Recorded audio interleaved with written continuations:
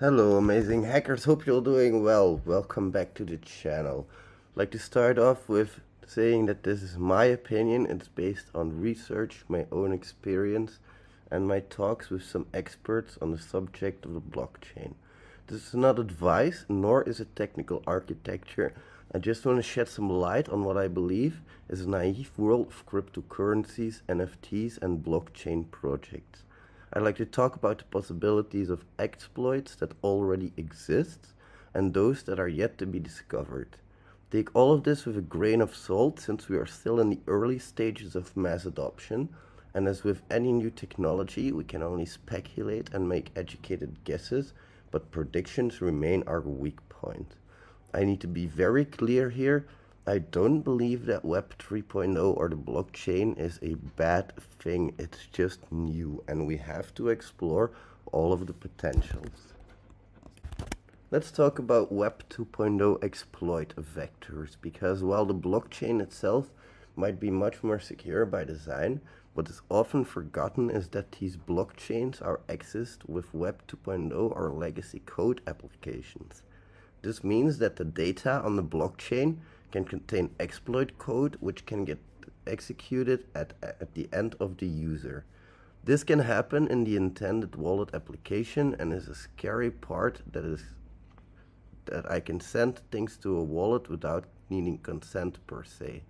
This is not reality yet, as far as I know, but I fear the day when a blockchain project with its own wallet that allows for exploits to be executed, whether native, web, or mobile, has this type of exploit in it, and we can send things there without needing verification of receiving. That might be a big problem, because then if the user opens that exploit code in their wallet application, it will get executed and it might be a conventional exploit. As long as it's coded by a human, there might be an exploit and the code can just get pushed into the user's wallet without proper sanitization. Another way this could happen is with NFTs, by the way. NFTs might get minted while they contain exploit code which might be pushed to the wallet then, and we have the same type of infection then. Damn, future, you scary. Now let's talk about the existing exploits for a while, because we of course have the 51% attacks, crypto jacking, flash loans, rug pulls. The list is scary of potential attacks that can either hit the blockchain directly or can affect the user to involuntarily send their crypto to the attacker. Rug pulls might be known to many of you, but for those of you not so familiar with the subject, it is when a project gets set up, advertisement is done, and investments are being made. Sometimes people even put their entire life savings into a project like this, and when it's said and done, the creators run away with the money, never to be heard from again, sometimes multiple times over and over. This can be devastating and often leads to cryptos and NFTs losing all their value, wiping out people's savings in the process, and also the trust of everybody in the blockchain community and the NFT community at the same time. Cryptojacking can occur when an attacker is able to hijack somebody else's computer or website and installs a cryptocurrency miner on there, which sends all the acquired crypto to the attacker's wallet. We have seen this before in the past with for example, cross-site scripting attacks against a website that deliver a payload in JavaScript, which then get executed on someone's computer that visits the website. Now we'll talk more about the 51% attacks later.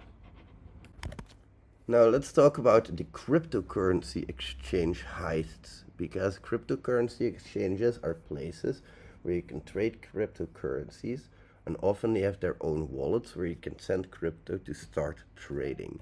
When you send your cryptocurrency to their wallets, you effectively send your money to them, and it means that if an attacker were to be able to access their systems, they are likely to also be able to steal all of the reserves of the exchange, making them insolvent.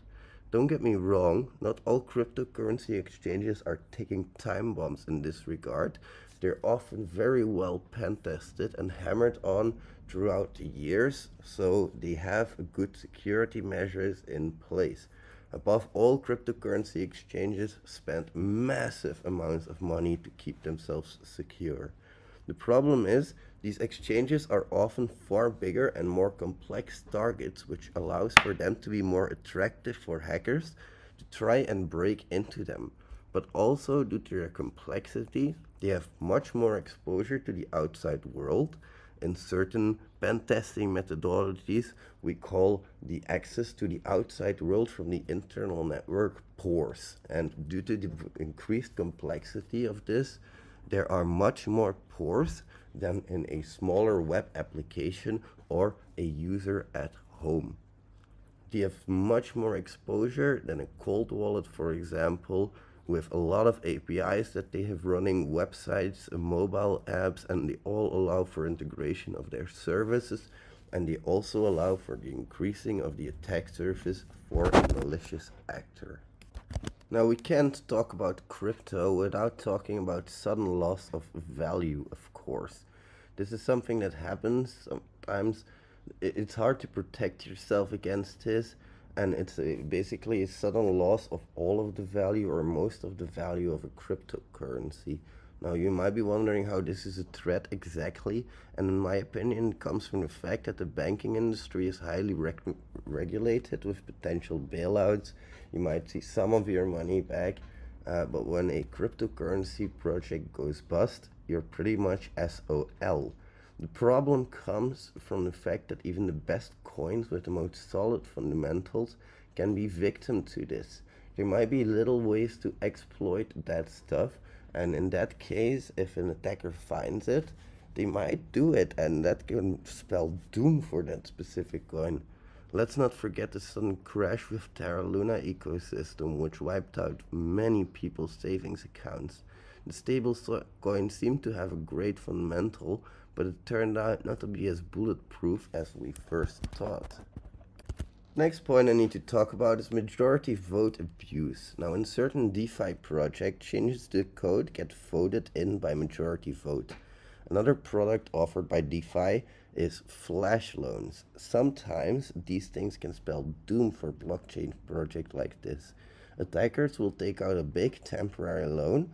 They will vote beneficial code changes in for themselves due to now having the majority voting right with a huge loan that they've just used to buy the crypto with. And then they transfer the liquidity pool to themselves, for example, and pay back the loan. This can't even really be considered an exploit in my opinion, since it simply uses the features of the system itself. Now let's talk about 51% attacks, because cryptocurrencies are sometimes mined, as you all know. This mining uses computer power sometimes, and an attack has been theorized where a 51% attack, this is a kind of attack that would see a malicious actor gaining over 50% of the total mining power, and depending on the power of the attacker, this can have severe consequences, such as the attacker being able to block and reverse transactions by bypassing security measures of the blockchain it is aimed at. These attacks can be devastating. As far as I know, there hasn't been one on a major project yet, but who knows, there might be possibilities there later on down the line, as somebody is buying up a huge stockpile potentially of these mining devices, such as GPUs for example, and they might be preparing for such an attack. The scary part is we would probably never know. Alright, so that brings me to my conclusion. All of this is just the tip of the iceberg, and if you think I've missed something, please let me know in the comments below, and if I explained something wrong according to you, also let me know in the comments below. I'd love to talk more about Web 3.0. If you liked the video, please don't forget to like it, and if you liked it really, really much, then also there's a subscribe button. But I am sure in the years to come, the blockchain and DeFi will mature as more exploits are identified and fixed. As with anything technical, a cycle of exploits and fixes has to be followed for any product to mature. The bigger the adoption and complexity, the more this is true, and I think we can all agree that Web 3.0 is a beautiful but complex advancement with many unknowns still looming in the dark.